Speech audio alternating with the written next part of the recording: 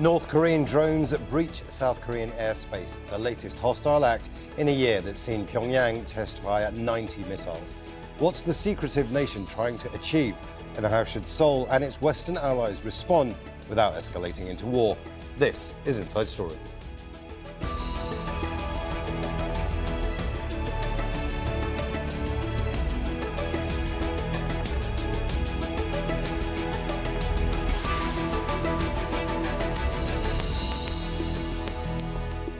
Hello and welcome to the programme. I'm Imran Khan. South Korea spends big on defence with a hostile neighbour across the border. So failure to shoot down the North Korean drones in its airspace on Monday has caused some alarm. The military has apologised and President Yoon Suk Yeol says the incident underlines a lack of readiness. We'll be discussing this and the wider tensions in the region with our guests shortly. But first, Eunice Kim reports from Seoul. A brazen incursion by North Korea into South Korean airspace has left a sense of unease here in Seoul, so much so that the military has issued a rare apology for failing to shoot down any of the 5 enemy drones that flew in South Korean airspace on Monday. 4 of those drones flew over Gangwon Island on the west coast, while the 5th flew past a border town, Paju, while flying in as close as the northern tip of Seoul, where the presidential office stands. Some concern that it may have gotten away with some of the pictures of the presidential office, so the military says it has no such data. The Joint Chiefs of Staff in its apology underlined that it is very difficult to detect and to target in civilian territory drones that are smaller than 3 meters in size, even as they promise to bolster what they can, including potentially running air defense drills at the Joint Chiefs level. The President, Yoon Suk Yeol, meanwhile, in his first comments at a cabinet-level meeting this morning, recognized that military preparedness was simply not there, that training had lagged in the past years, as he called for the creation of a military drone unit, in fact, to bring it up as soon as possible that would feature stealth capabilities as well as future technology. Eunice Kim for Inside Story. Now, the drones are the latest military activity on the Korean peninsula. Pyongyang has tested at least 90 cruise and ballistic missiles so far in 2022, more than in any other year, including the first launch over Japanese territory since 2017. The show of force has caused concern among its neighbours. Now, in response, South Korea held joint live-fire drills with its ally, the US, extending the military exercises by several days. And Japan has increased its 2023 defence budget by 20% to a record $55 billion. That's a shift away from the pacifist policies in place since World War II.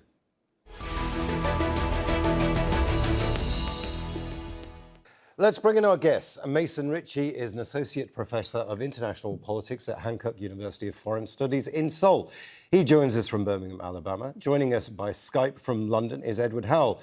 He's a lecturer in politics at New College at University of Oxford. And Lawrence Korb joins us via Skype from Washington, D.C. He's a senior fellow at the Center for American Progress and a former U.S. Assistant Secretary of Defense. A warm welcome to you all. I'd like to begin with Mason Richey in Birmingham, Alabama. Mason, there's no other way of reading this other than North Korea tested South Korea's defensive capabilities and won. Is that right? I think that's a fair argument, and I think that this drone incursion by North Korea shows something that, frankly speaking, many people had already expected, that there were holes in South Korean air defense, particularly for these smaller drones, for instance. This has been a pretty big embarrassment for the Ministry of National Defense, for the South Korean military. It also exposes, I think, several years, or perhaps even more than that, of neglect on this type of, relatively asymmetric threat that North Korea represents for South Korea. It also falls into a line of errors and mistakes that we've seen the South Korean military make over this year, including a missile response that South Korea made that went wrong earlier this year, where one of its own missiles that was supposed to sort of counter the narrative of a North Korean missile test, ended up circling back and blowing up on South Korean territory near a populated area. So I think this is definitely a wake-up call to South Korea that it needs to up its game militarily if it wants to continue to deter North Korea from these kinds of provocations in the future. Let's bring in Lawrence Korb here. South Korea is a key US ally. The US must be looking at this and going, where's all our money gone? Where's all our support for South Korea gone? With these small drones, they've managed to mount an incursion.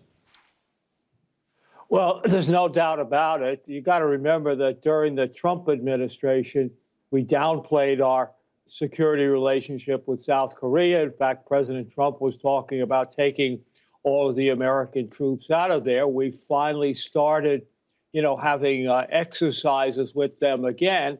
And I do think that that's one of the reasons why the North launched these attacks, is because they're concerned about the U.S. and South Korea working together and increasing their military capability. And don't forget, in addition to this, I mean, they've been conducting an awful lot of missile tests. I think it was something like 90 in this past year. So, and then finally, this had held for 5 years. And that certainly is a step in the right direction. But I think my colleague is correct. They're trying to show that South Korea is not that good. And they're probably also concerned that the Japanese are having a military buildup. Edward Howell, what does this mean for North Korea? Is this a new, resurgent, confident North Korea that we're witnessing? Yes, I think what's important to bear in mind is that even though this is not the first time in recent memory that we've seen North Korea use its drones, we saw North Korea do so in 2017, particularly in light of the deployment of the THAAD, the anti-missile defense system in Seoul. I think what this represents is Kim Jong-un and the Kim regime trying to fulfill what was basically a shopping list, a wish list of weaponry, of technology, of unconventional weapons that he outlined at the Eighth Party Congress last year. So we saw better warheads, new types of intercontinental ballistic missiles ranging up to 15,000 kilometers, solid propellant missiles, and also reconnaissance and combat drones. So the latter has arguably been ticked off. And yes, for all of the reasons that my two colleagues have mentioned, to show that the South Korean defense system is weak as a way of provoking the US-South Korean alliance. But it's interesting to show how, although North Korea hasn't exactly responded to the most recent drone incursion, North Korea has responded to Japan's recent pledges to increase its defense spending to 2% of its GDP by 2027. So I think for North Korea, this is another step for the Kim regime ultimately to desire the status of not only a nuclear state, but also a state with expanded scope and sophistication of a diverse range of capabilities. We'll get into the Japanese thing in just a moment, but I want to bring Mason Richey in here. There is this idea of blowback, where the US makes a play and then that kind of backfires on them. President Donald Trump, Lawrence Korb just mentioned it here, was not quite a supporter of the Kim regime, but he was, certainly talking to them. And then he's suddenly kind of out the picture now, but the North Koreans are resurgent and they see themselves as being able to mount attacks like this. Is that a fair assessment?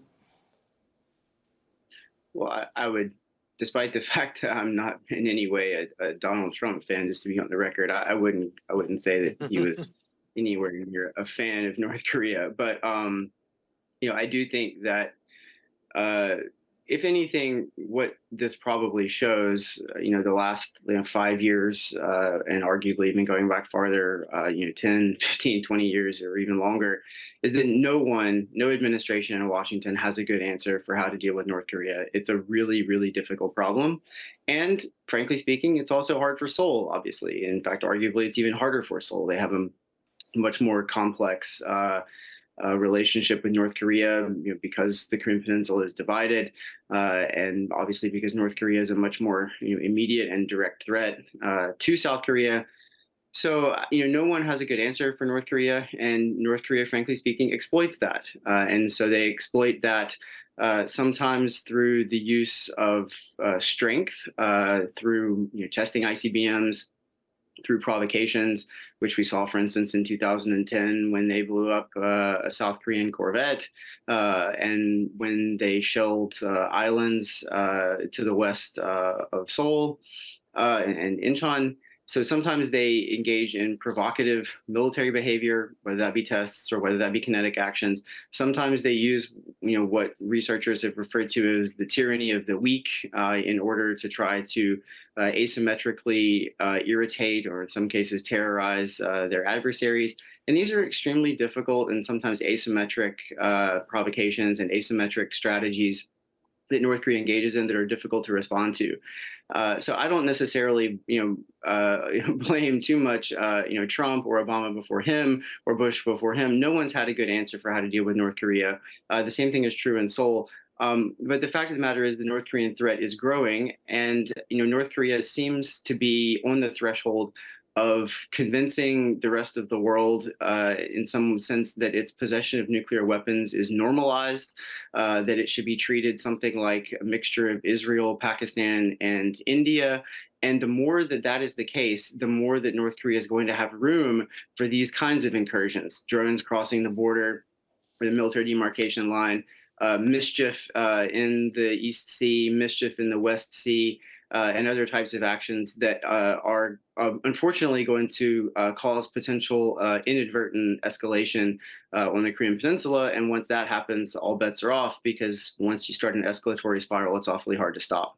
Lawrence Korb, what do you think of that? No one in DC has a good idea of on how to deal with North Korea. Do you agree?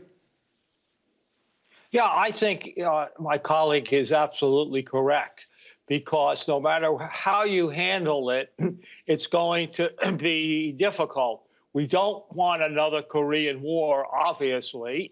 That we would like North Korea not to become a nuclear power, but we didn't want Pakistan to become a nuclear power either. And I think we're going to have to accept the fact that they're a nuclear power and deal with it in terms of the forces we have, the exercises that we conduct. And as also been mentioned, the Japanese are increasing their defense capabilities. So while North Korea certainly is getting, somewhat more powerful or closer to a nuclear weapon, their security is not increased. If the United States and South Korea begin to increase their military cooperation, Japan does. And let's not forget, the North Koreans are also one of the two countries in the world providing arms to Russia here during this war in Ukraine. Edward Howell, let's talk about containment here. If there's no real strategy to be able to deal with North Korea, the cost of doing business in that region means that we're just going to have to accept that North Korea will mount attacks like this. And as long as they don't escalate, that's the best we can hope for. Yes, I mean, obviously that is a very pessimistic scenario. But to reiterate what has been said and to develop on the points raised by my colleagues, are we getting to that sort of point? I mean, I just want to add, we've discussed different types of so-called mischief and provocations that North Korea has engaged in. I think we also need to add the cyber domain here as well. I mean, cyber warfare, as we've seen, particularly throughout this year, but also beforehand, has allowed North Korea to escalate, quote unquote, tensions without really causing much change to the status quo. And by the status quo, I mean any particular form of response from the international community.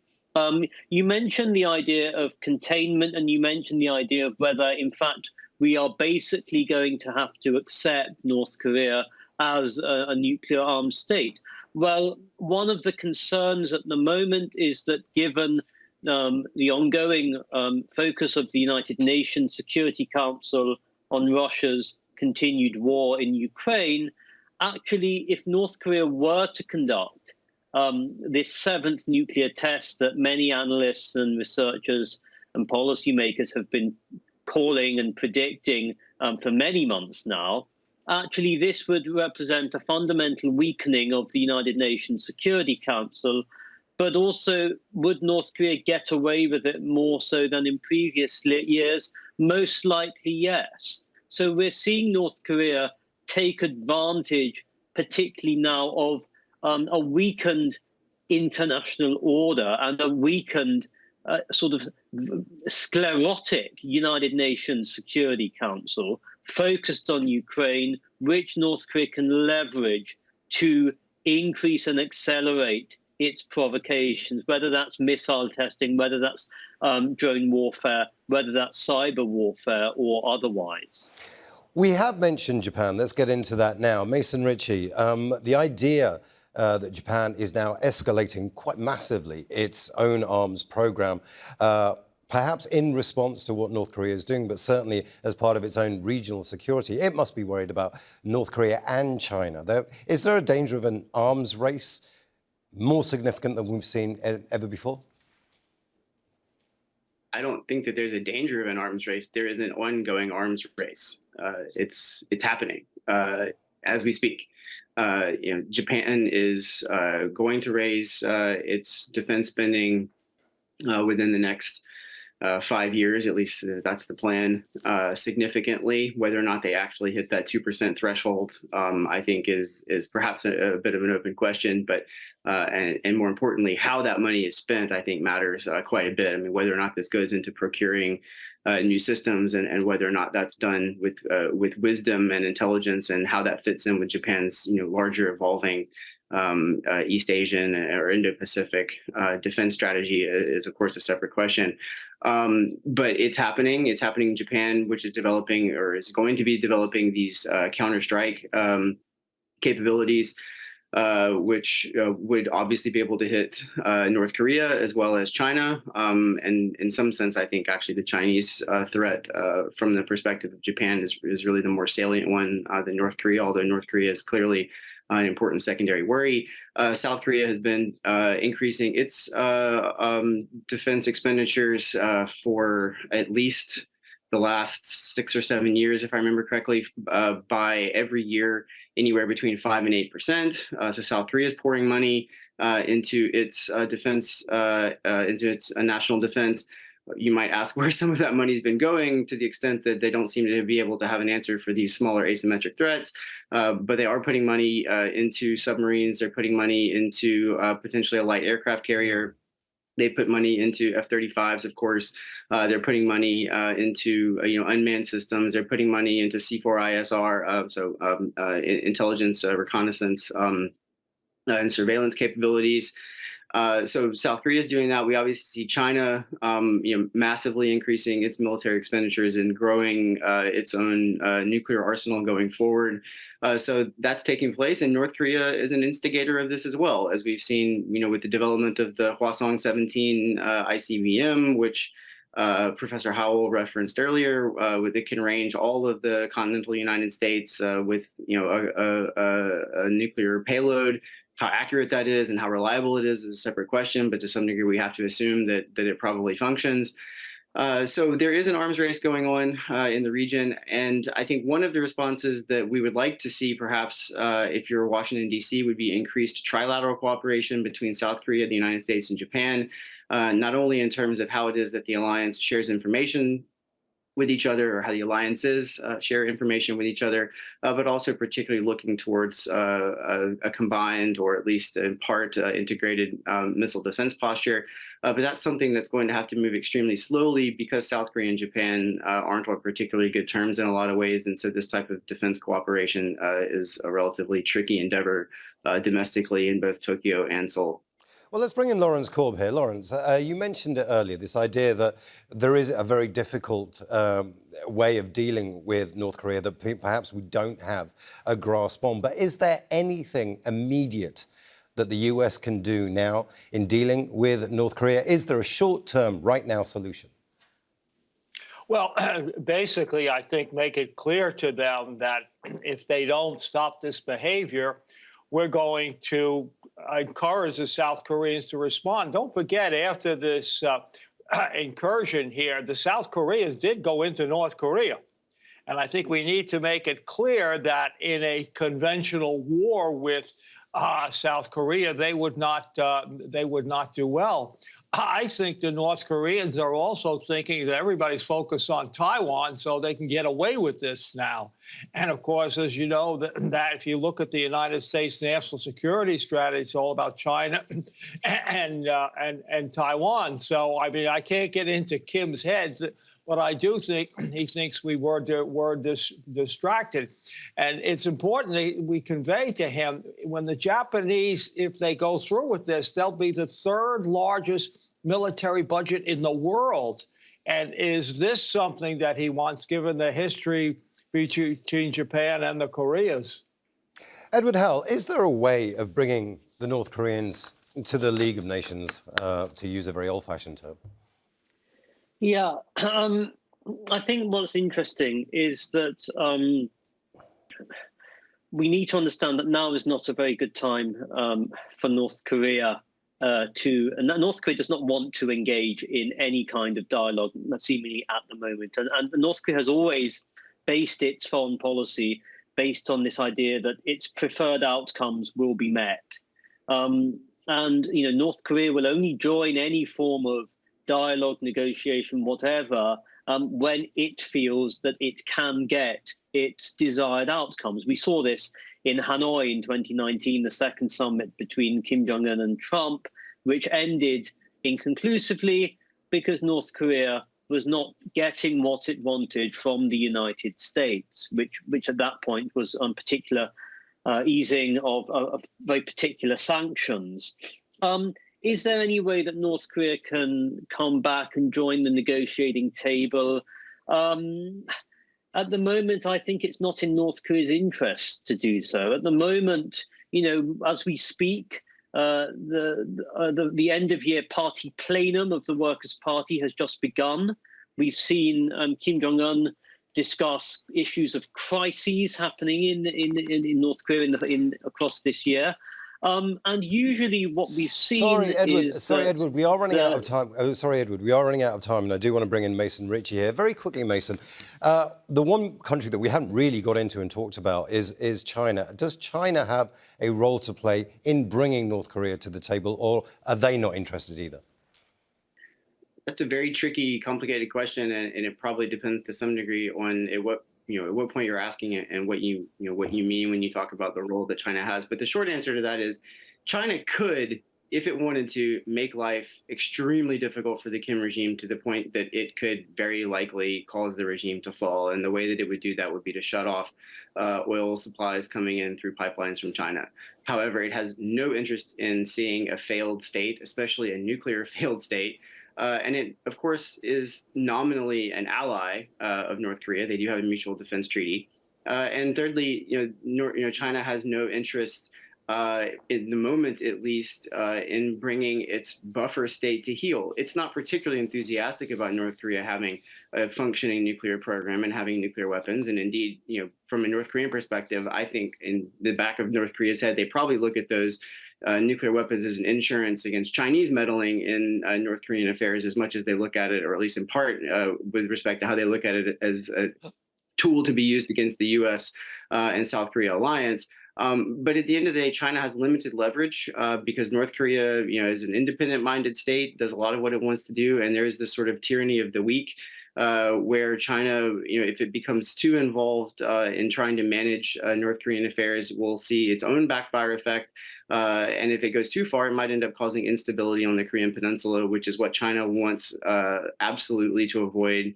And so to that extent, it actually has relatively limited leverage. I want to thank all our guests, Mason Richey, Edward Howell and Lawrence Korb. I want to thank you as well for watching. Now you can see the programme again anytime by visiting our website, aljazeera.com. And for further discussion, go to our Facebook page. That's facebook.com/AJ Inside Story. And you can also join the conversation on Twitter. Our handle is @AJ Inside Story. From me, Imran Khan, and the whole team here, bye for now.